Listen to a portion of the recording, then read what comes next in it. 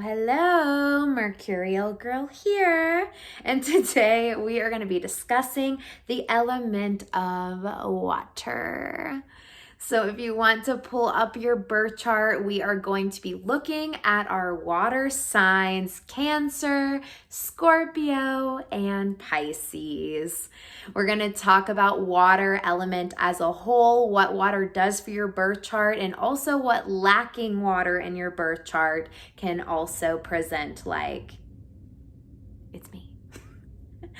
Anyway, so with water is our intuition. It's our feeling of what is not being said. I really feel like water placements are speaking an entirely different language than a lot of the mental activity that comes from other signs. They are picking up on a language that doesn't need words behind it, and really navigating their sense of intuition based on those feeling undercurrents that they are perceiving all the time. Now, water is known for being a little bit more emotional and emotionally driven, and this is just because they are very, very sensitive. They're sensitive to their environment, they're sensitive to people around them.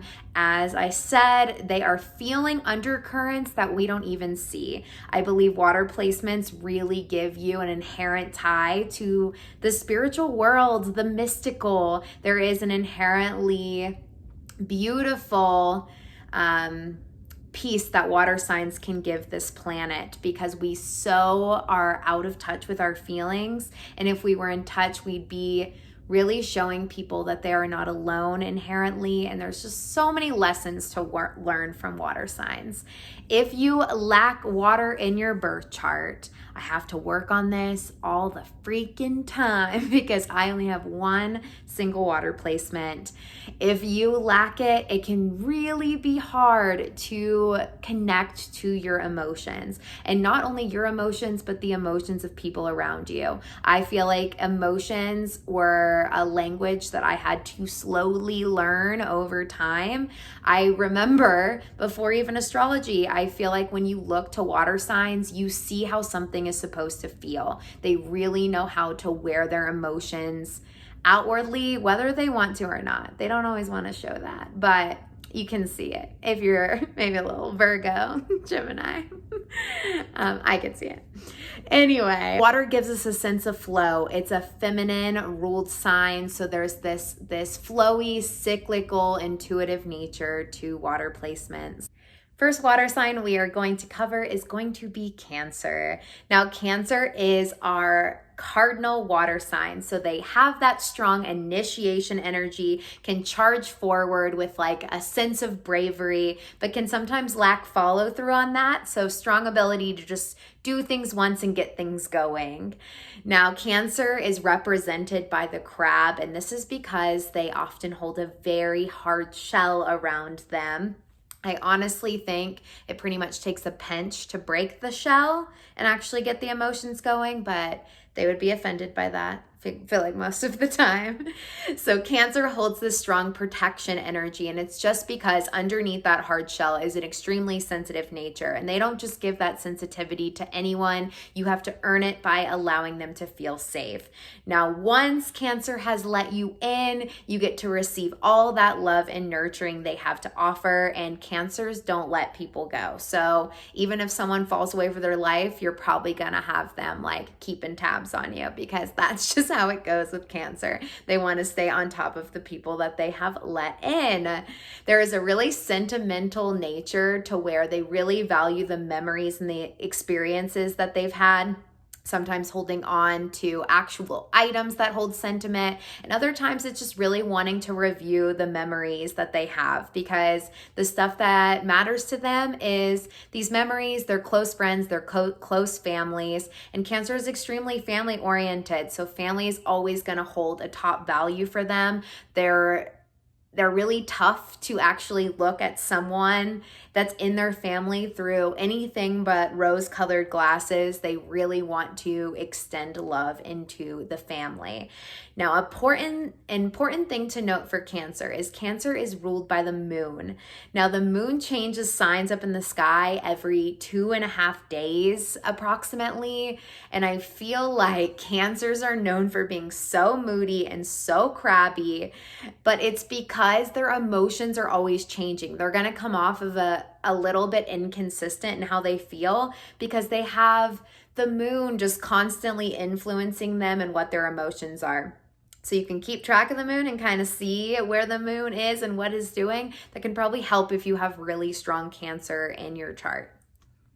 Cancer traditionally rules the 4th house. This is the house of home and family. So that really shows the alignment and values that they inherently have. Next water sign we're going to delve into is Scorpio. Oh, Scorpio. You get such a reputation for so many things, I feel like, in the astrology world. Scorpio is known for being kind of secretive, mystical. They love to deeply dive and deeply emerge into things. And they're also known for kind of having this like dark, sensual energy as well. Scorpio traditionally rules the 8th house, which is the house of death, sex, transformation. We say death, it's just kind of like a rebirth and restart energy. But Scorpio inherently is not scared off by darkness. They honestly embrace it. So when someone is sharing their pain, it's kind of goes unfazed. I feel like Scorpio knows how to handle the darkest of dark topics, and they're not thrown off by depth.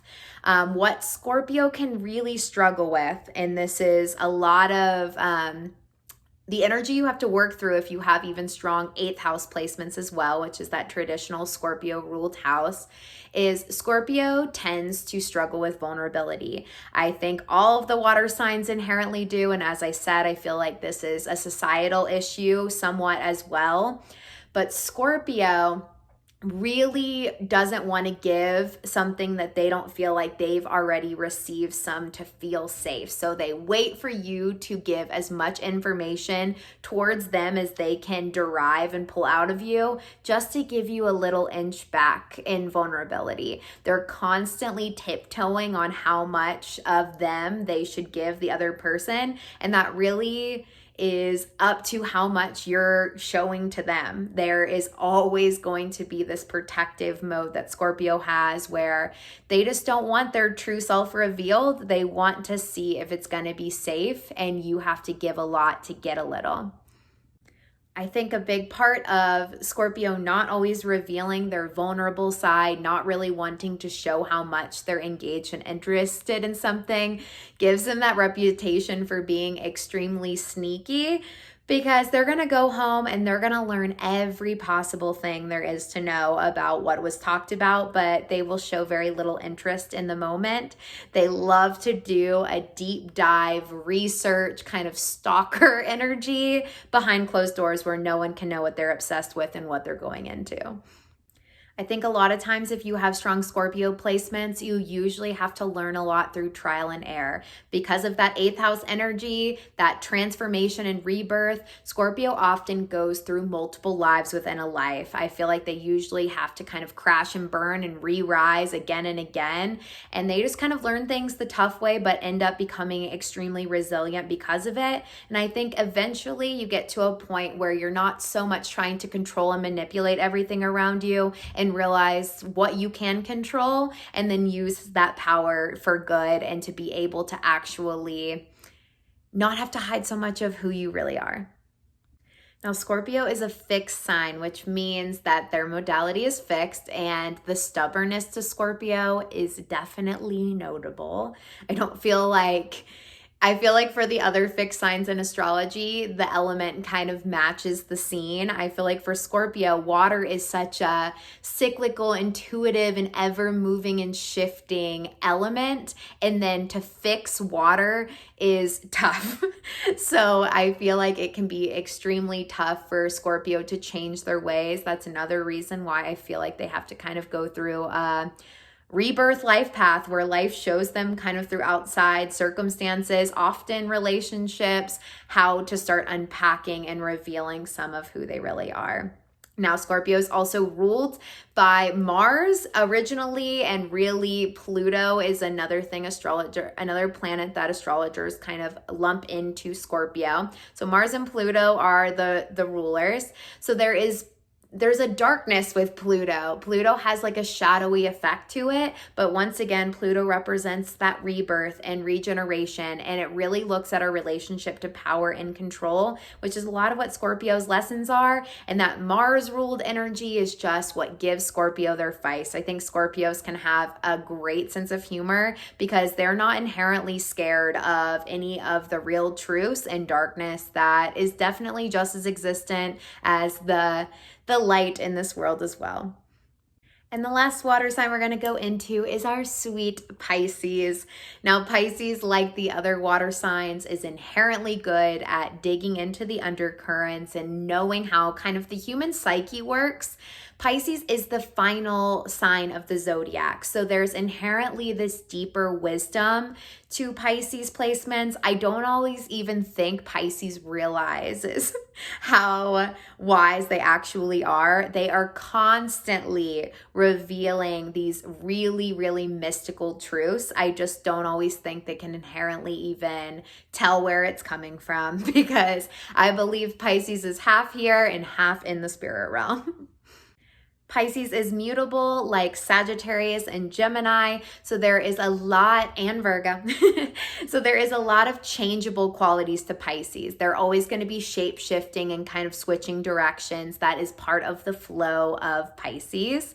Pisces is also ruled by Neptune. So Neptune is the planet of dreams and illusion and really rose-colored glasses. So I think Pisces sometimes perceives the world in such a fantasy. They can get a little bit out of touch with what is actually going on because they're in like a la dreamland that I honestly wish I could be a part of as well.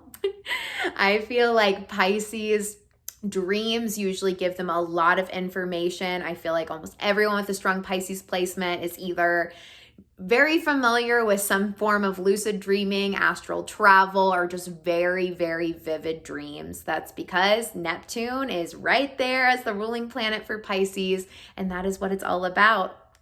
Now, Pisces has a very gentle and sweet nature. They usually will always be feeling what you are saying. I think they can understand where people are coming from most of the time. The thing with Pisces is because you can be so easygoing and so easily feel and understand the perspectives, I think Pisces can struggle sometimes with actually finding that sense of assertiveness to stand up for what they actually believe in. They can kind of go with the flow and end up shape-shifting right into what you want them to be instead of who they inherently know they are to be.